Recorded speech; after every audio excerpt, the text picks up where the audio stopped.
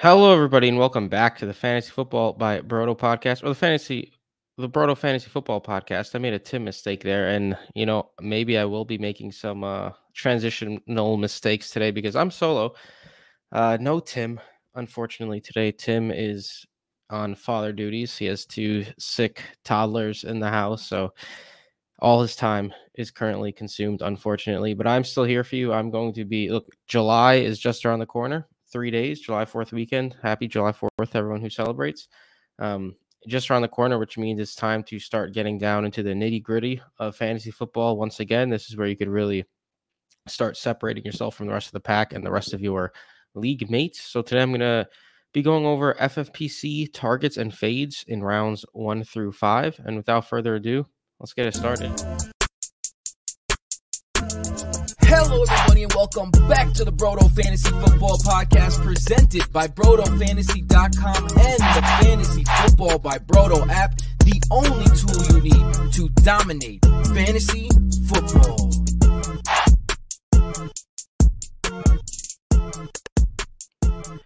All right. We are back. And as I mentioned, I'm going to be going through the FFPC targets and fades in rounds 1 through 5. I'm going to be going over one guy. A couple of rounds I liked one or two guys. So there's two guys mixed in there, or fades. So one target per round, one fade per round. Based on FFPC ADP so far this season. FFPC, if you have never played on it, it's a high stakes fantasy football site, but they also now have leagues for $5, $35, etc. So you could play for lower stakes as well. If you open up the Fantasy Football by Brodo app, which this podcast is brought to you, of course, from, click the little FFPC logo in the bottom right corner, and you could get a free $5 league on Brodo. So go ahead and do that. We are also going to be putting the link in the description of the episode on SoundCloud and on YouTube.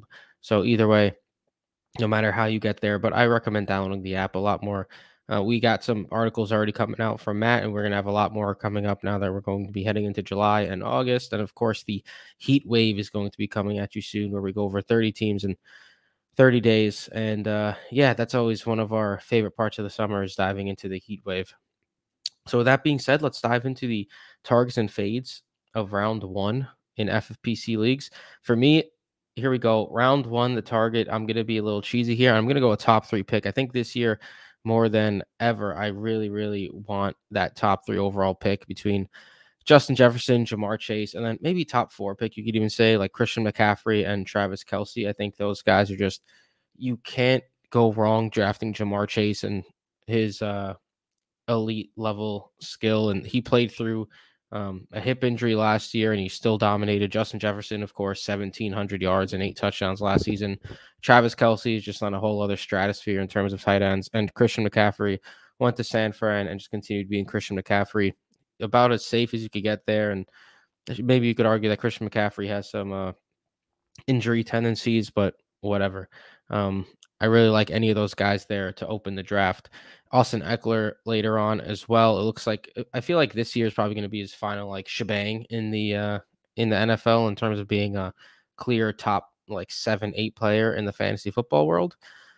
So I do think he's going to be great again this season.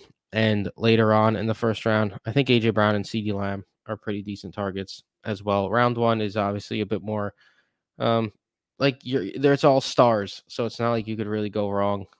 I mean, of course, some bust as always, but I think the top 3 really gives you the advantage this season, or top 4, getting a guy like Jefferson, Chase in FFPC leagues, Travis Kelce in redraft leagues. I wouldn't be taking Travis Kelce 3rd overall, although at this point, I really wouldn't blame you if you did. In terms of fades, I'm going to the back end of the first round here. This is a guy who has a lot of hype around him, but he's just not someone that I'm able to say, all right, with my 11th or 12th pick here, I'm going to take him as my number 1 player. That's just not something I would be okay with. And that is Amon-Ra St. Brown of the Detroit Lions. Amon-Ra St. Brown had a very good season last season, as we know, but I feel like he is basically Keenan Allen, except you draft him in the first round, whereas Keenan Allen, you can get him in the 3rd or 4th round or even 5th round at this point. And Amon-Ra, look, he had over 140 targets last season. He was very, very good, as we know, overall. Great PPR machine, and this is a PPR league here in FFPC format, which gives him a little boost as well. But I just don't see the upside that you want in a guy.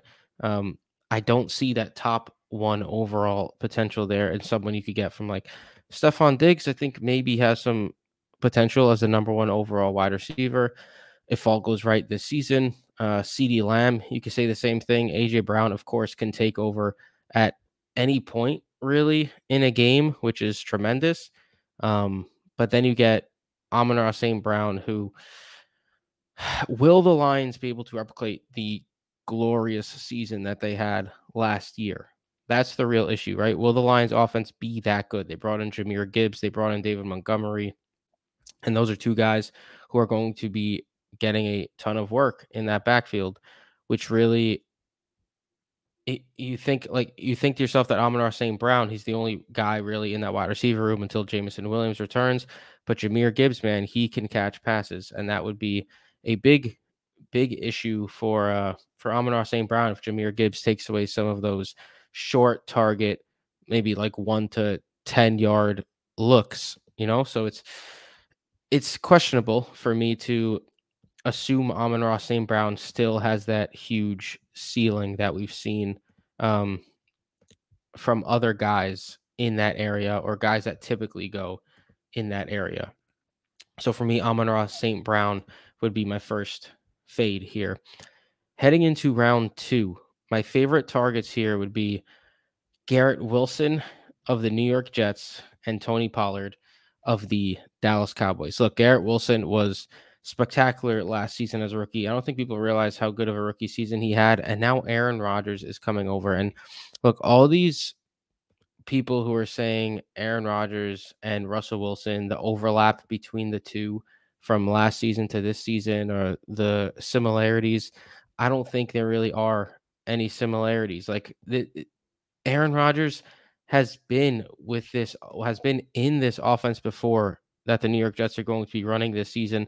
He's had guys like Devontae Adams, Jordy Nelson, Greg Jennings, who just dominate every single game.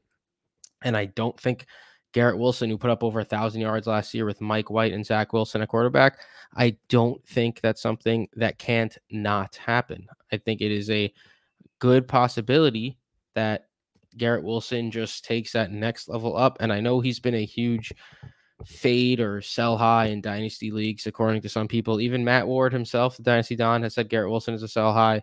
I'm not on that.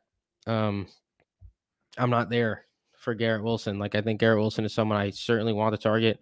And I think he has more wide receiver 1 overall potential than Amon-Ra St. Brown does. Like, head to head, maybe Amon-Ra St. Brown is the safer choice, but I do think Garrett Wilson has more of a ceiling and more of a it factor when it comes to really winning your league and maybe setting your team apart. And then if you have a later pick in the 2nd round, I mean, Tony Pollard, what more can you say about Tony Pollard, man? 988 rushing yards last year, 371 receiving yards, 12 touchdowns. Once he took over from Zeke, he just became an absolute monster. Like, I think Tony Pollard might be one of the easiest 2nd round running back clicks that we've seen in a long time. Like, Tony Pollard reminds me of the year where Christian McCaffrey broke out, where Christian McCaffrey went in the late 2nd round. And then after that, he was a top 3 overall pick for the next 5 years.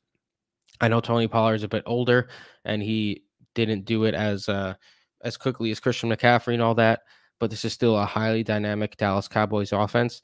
And Tony Pollard is a beast. The guy is just an absolute animal with the ball in his hands, and he's going to be touching the ball a lot. So I think Tony Pollard here in the 2nd round is a huge target for me if I'm starting with a wide receiver. Like, if you could start with Jefferson, Chase, Kelsey or so to start your draft in an FFPC league, and then get Tony Pollard in the 2nd round, I think that would just be chef's kiss type of material right there. And now to the fade for the 2nd round is Nicholas Chubb. No disrespect to Nick Chubb's ability as a rusher. 1,448 rushing yards last year, 12 rushing touchdowns, of course. But look, we heard, Nick Chubb, he's going to get more involved in the passing game this year. And then guess what? Nick Chubb had how many receiving yards on the year? less than 100, less than 200, 194 receiving yards, not a receiving touchdown. And Kareem Hunt was a non-factor. Everyone who's saying Kareem Hunt is gone now, Nick Chubb is going to get all that work, I don't think that's going to be the case. I think Nick Chubb, who's been in the league for as long as he has his role, man. And I do not foresee Nick Chubb becoming some workhorse 3-down back similar to like people want like a Josh Jacobs type renaissance year for Nick Chubb where they really take over the 3-down work, and I don't think that's really going to be the case here. For Nick Chubb, he's a safe play, but FFPC is a PPR league. That's why, like Tony Pollard, who's going later than Nick Chubb in FFPC leagues according to ADP right now, I think that's just blasphemous. If I'm being entirely honest, I'll take Tony Pollard over Nick Chubb 10 out of 10 days, 10 out of 10 drafts if you want to make that fantasy football related. Give me Tony Pollard over Nick Chubb, even though Nick Chubb is going higher in drafts at the moment. My round 3 target, I have 2 targets here, and that is T. Higgins and Ramondre Stevenson. Look, T. Higgins is just a classic, trustworthy 1,000-yard receiver, 7 to 10 touchdowns, dynamic offense. Like T. Higgins is just a great wide receiver. If he wasn't on the Bengals, if he was on a team that needs a high-end wide receiver, he would be arguably a first-round pick. Like if he was on the Jets and not Garrett Wilson, T. Higgins would be a first-round pick this year, in my opinion. But Jamar Chase is in Cincinnati, and he commands the targets, and you cannot disregard that. So there is some spike week up and downness that comes along with rostering and starting T. Higgins in leagues. But that's okay because T. Higgins puts up points. T. Higgins is a very, very good wide receiver. If Jamar Chase does get hurt, the sky's the limit for T. Higgins, and he's a very, very solid wide receiver to have on your team. And of course, he's going to have wide receiver 1 weeks as well. And in terms of the running back position, if you're going after running back here, look, Ramondre Stevenson, I am not falling for this Ty Montgomery. Like, how many times are we supposed to believe that Ty Montgomery is going to have an impact on a fantasy football team or in an NFL team in general? Let's be real. Ramondre Stevenson last year, 986 rushing yards, 5 rushing touchdowns, 393 receiving yards, and a receiving touchdown as well last season. He was a very, very, very reliable running back, despite the Patriots offense completely getting annihilated week in and week out. It was a disgusting offense, and that they actually brought in an offensive coordinator this year. And if you expect the Patriots to even turn that offense around a little bit, it would be silly not to believe in Ramondre Stevenson at his current 3rd-round price tag because he's just a very good baller. He's going to get a bunch of touches, and I don't believe Ty Montgomery is actually someone that you need to be concerned about if you're looking for a running back at this point in the draft. A lot of talking when you're just riding solo. Well, it seems like it's also going to be a little bit of a quicker pod since it's just me talking here without Tim, going over the news and cutting me off and stuff. Actually, I'm the one who cuts off Tim. I'll cut him some slack there. But I'll carry on now to round 3 fade, and that is TJ Hawkinson. Look, I understand the appeal here. FFPC is tight end premium. I'm sorry if I didn't go over that. FFPC leagues PPR, but tight end premium, 1.5 points per reception for tight ends. And that's where TJ Hawkinson shines, if you want to put it in that regard. But look, another year last year under 900 receiving yards, and another year of just actually had 914 receiving yards last year, so not under 900 receiving yards, just barely over it. Misspoke there for a second, but it's just I'm looking for upside here, right? It's round 3. You got guys like Chris Olave available maybe in round 3. He's another great target. Ramondre Stevenson, like I said, T. Higgins, Josh Allen, if you want to go the quarterback route, Breece Hall, who has RB1 potential overall if he stays healthy. And you're going to take someone who's as safe as TJ Hawkinson. Like, I understand the tight end premium pushing him up, and he had the huge postseason game against Giants, 10 catches, 129 yards. Against Green Bay late in the year, 7 catches. Against the Giants, again, 13 catches, 109 yards. But then you get games like against Chicago, 1 catch, 16 yards. Against Indy in that massive comeback win for Minnesota, only 3 catches for 33 yards. A 4-catch, 33-yard game against the Jets. A 5-catch, 43-yard game against the Patriots. Like 6 to 10 targets on average. I understand the appeal, but it's just TJ Hawkinson is about the safest, lowest ceiling pick that you could get here, because what are we expecting out of the Minnesota tight end? Now that Jordan Addison was drafted to the team as a first-round pick as well, Jordan Addison is a legitimate threat to steal targets. He's not 38-year-old Adam Thielen, and I know Adam Thielen wasn't actually 38, but he was getting there, and he was really not a factor last season like he has been in years past. And we saw KJ Osborne have this like huge year as well as a number 3 wide receiver. He stole from TJ Hawkinson. And now we got a first-round wide receiver joining the fray with Justin Jefferson already being a lead guy. And sure, Dalvin Cook is out of there, but every single time Dalvin Cook got hurt, Alexander Mattison would step in, and Alexander Mattison would basically be Dalvin Cook. Maybe they're not the same level, but similar productivity. That's what people typically mean when they say running backs don't matter. It's the same thing with Joe Mixon and Samaje Perine. Whenever Mixon would get hurt, Samaje Perine would step in, and it would be a very similar output in that situation. So I just don't understand how, I mean, in best ball leagues, in redraft leagues, how you could look at TJ Hawkinson in the 3rd round and think this is who I want to build my team around. Even guys with ADPs after TJ Hawkinson on FFPC, like Jahmyr Gibbs, DK Metcalf. Like DK Metcalf is a wide receiver 1 type of guy. He could really blow up any week. And then you get like Jahmyr Gibbs, who is this huge upside as a top 15 overall pick this year. I'm just not taking TJ Hawkinson over guys like that. And now we get to round 4. And round 4, I have Lamar Jackson and Joe Burrow here. Look, I'm not typically a huge quarterback early guy. I was saying last year how QBs, they went overboard in terms of like how they were being treated. People were looking at quarterbacks last year and just letting them fall and fall further down. And I had a lot of Patrick Mahomes, Joe Burrows, Lamar Jacksons because of it. And now it is massively overcorrected this year to the point where Mahomes and Josh Allen and company are going in like the 2nd round. And I might not always reach for a quarterback here, but with the players who are available typically in round 4, there are a lot of question marks in FFPC. There's guys like Amari Cooper with Deshaun Watson, Calvin Ridley coming back from suspension, of course, George Kittle, who spends far too much time on the injured list. It's tough to trust guys like that as your 4th round pick when guys like Lamar Jackson and Joe Burrow are available, who would really solidify your QB position. And that's not saying I'm not going to draft any Amari Cooper or Calvin Ridley or players of that sort.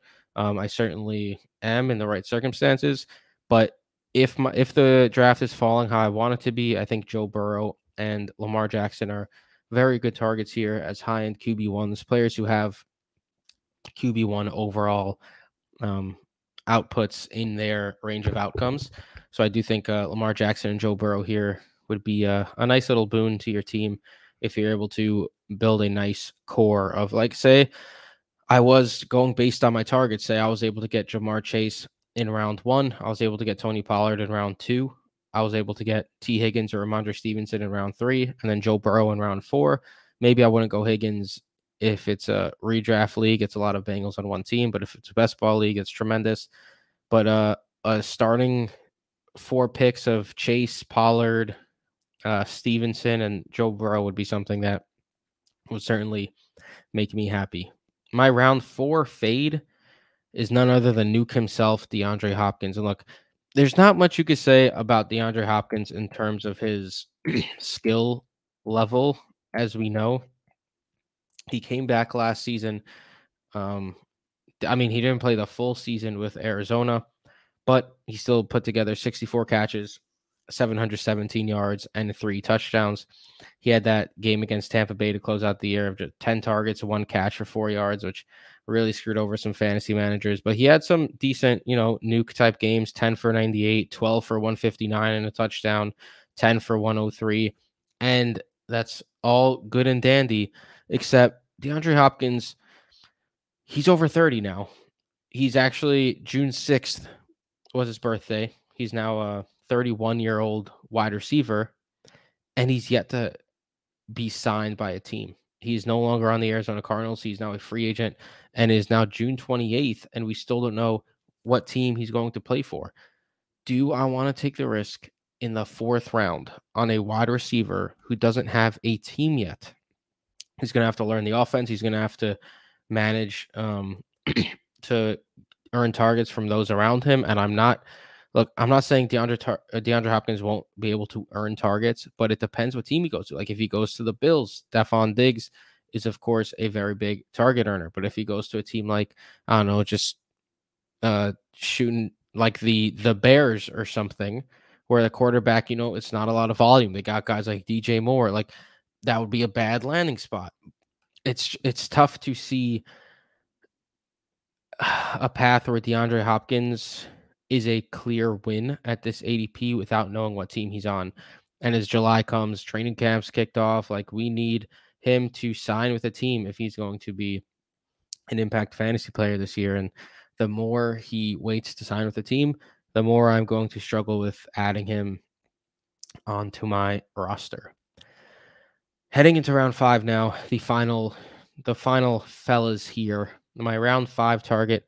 I struggle with my round 5 target here because round 5 is just a bunch of names that is really like Jerry Jeudy. I'm not a huge fan of. Dallas Goedert and Titan Premium is more of a safe pick. DJ Moore is more of a safe pick as well. Miles Sanders, Terry McLaurin types.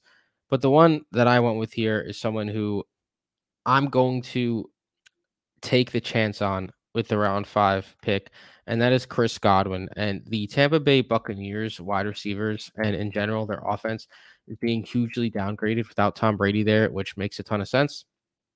But let's not forget that Chris Godwin just continues to play very, very, very well when healthy. Last season, he had 104 receptions on over 140 targets, 1,023 yards, and 3 touchdowns. And now he gets Baker Mayfield, and I know Baker Mayfield is not a great quarterback. Kyle Trask is not a great quarterback, but Baker Mayfield has been able to get the ball to his wide receiver ones in the past. And the Buccaneers, if last season is any indication, are going to be trailing a lot, and they're going to need to pass. And look, I know there are. I'm usually a chase good offenses, chase good quarterbacks type of guy. But in this situation, like we saw as a rookie last year, Garrett Wilson have 1,000-yard season and 4 touchdowns with Mike White and Zach Wilson and that XFL type guy as his quarterbacks at certain times. And now Chris Godwin, who we've seen have big, big fantasy seasons in the past, is going to be in a similar boat. I just think as a 5th round pick, he has the upside to surpass what people are expecting of him, especially if Baker Mayfield is able to play an average quarterback. Like I'm not expecting a Geno Smith type revival from Baker Mayfield, but like similar to DK Metcalf and Tyler Lockett of last year, who are being drafted really low. There goes my mic. Who are being drafted really low, not based on their earned production from previous years, but more so will they be able to do this with Geno Smith and the question marks around that. And now we have that same thing going on here with Chris Godwin. Like I said, I might change my tune here eventually as it gets closer to the start of the season. But right now, I do think Chris Godwin is a nice target in round 5, especially in PPR leagues, 100 catch guy coming off last season. And lastly, my round 5 fades, I have 2 for you here. Kenneth Walker and Christian Kirk. Excuse me. Look, Kenneth Walker, I'm a big Kenneth Walker guy. I thought he was great last year, over 900 rushing yards, 9 touchdowns, 155 receiving yards. But the issue with Kenneth Walker was that, one, he wasn't really catching passes after after that one big game that he had catching passes, and Travis Homer was mixing in, and guys like Travis Homer, DJ Dallas, which was upsetting. And then the Seahawks went and drafted Zach Charbonnet this year in round 2, who is able to be a all-around type of back to mix in there with Kenneth Walker. If Kenneth Walker was alone in that backfield, I would think this was a steal in round 5. But without, with Zach Charbonnet now there, DK Metcalf, Geno Smith, Tyler Lockett and company, I don't want a committee back on my team in round 5, and we don't even know the extent of what that offense is going to look like at this point. And lastly, Christian Kirk is my final fade. Christian Kirk, I've been pretty vocal, or Brodo, me and Jason, especially when Jason used to be on the pod, pretty vocal about Christian Kirk being a mediocre type receiver. And last season, he really broke out, man. 84 catches, 1,100 receiving yards, 8 touchdowns. And I get it. I get why people like him, but he was so up and down. Went from a 6-catch, 99-yard game to a 2-catch, 21-yard game. 3 catches for 22 yards, 6 catches for 92 yards, 5 for 45, 6 for 104, 4 for 46, 9 for 105, 3 for 40. Like, the up and down nature of Christian Kirk last season was one of the most roller coaster rides of any player all of last year. And people seem to not really notice that was happening, I don't think, because the overall numbers look so nice, especially based on his ADP last year. He certainly outpaced his ADP where he was going in the 7th or 8th round. But now Calvin Ridley has joined the fray there in Jacksonville. And I believe Calvin Ridley is a better wide receiver than Christian Kirk. Similar type guys in terms of productivity. Like last year, Christian Kirk's productivity is similar to Calvin Ridley's productivity before he was suspended, of course. But I do think Calvin Ridley is the superior option here, and I think he's going to be the superior option in Jacksonville. And even if Trevor Lawrence has a huge breakout year, I'm not sure that Christian Kirk is going to be the guy to return value here on it. When you have Calvin Ridley now there, you have Travis Etienne entering healthy into this season, Evan Ingram after a breakout type season last year again. So Kenneth Walker and Christian Kirk are my fades for round 5, and that'll be all.